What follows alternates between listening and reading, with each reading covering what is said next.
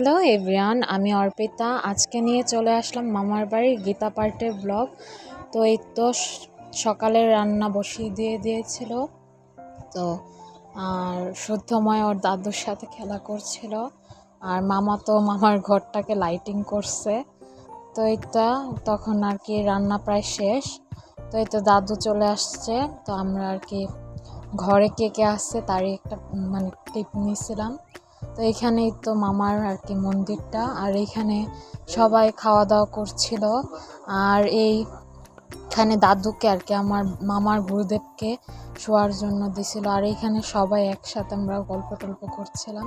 তো দুপুরে খাবার টাইম হয়ে গিয়েছিল, তো সবাইকে খাবার দিয়ে দিচ্ছিল। এই তো ফার্স্টে লবণ আর কাঁচামরিচ দিচ্ছিল, তারপরে আলু ভাজা, তারপরে শাক, তারপরে হচ্ছে ভাত। আর প্রীতি আর আমি একসাথেই বসছিলাম, তারপরে তো খেয়ে নিচ্ছিলাম। তারপরে তো ডাল দিয়ে দিল, তারপরে তো সোয়াবিনের একটা তরকারি করা হয়েছিল, তারপর ডাটা দিয়ে আবার মুগ ডাল রান্না হয়েছিল। এই তো গুরুদেবের প্রসাদও আমরা পেয়ে গিয়েছিলাম, দাদু, আমরা দাদুই ডাকি। তো এখানে বিড়ালটাও খাচ্ছিল, আর ওইখানে দিদি অনেকগুলা গুরুদেবের প্রসাদ খাচ্ছিল। তারপরে তো রাতের জন্য খিচুড়ি, পাতলা খিচুড়ি আর হচ্ছে লাবড়া রান্না হচ্ছিল এখানে। তো সবই আর কি রান্না করা প্রায় কমপ্লিট, গীতা পাঠ শুরু হয়ে যাবে। এই তো রাত্রে এই লাইটিংগুলো খুবই সুন্দর লাগছিল, তাই আরেকটা ক্লিপ নিয়ে নিলাম।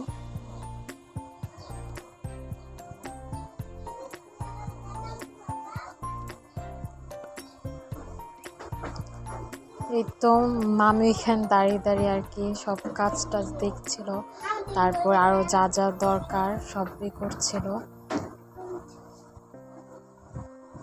তারপরে তো গীতা পাঠ শুরু হয়ে গেছে, দাদু তারপর আরো কয়েকজন গান বাজনা করছিলেন।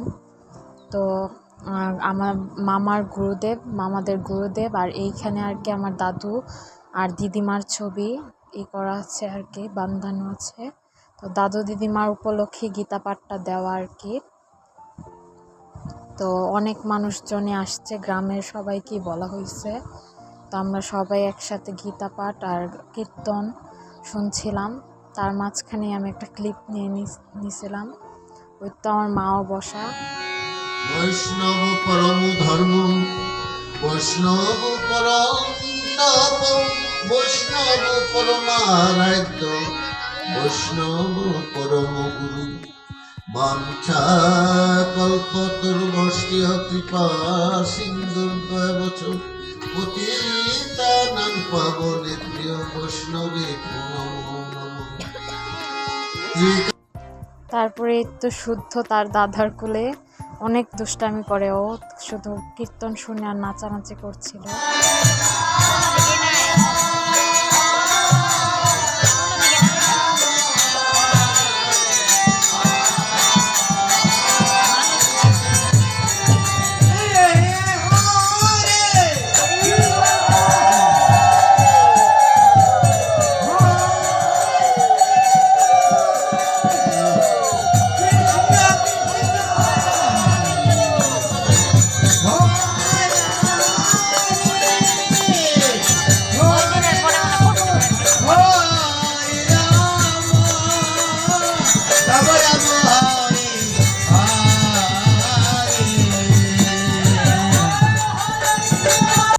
তারপরে তো আমারও একটা ক্লিপ নিয়ে নিলাম।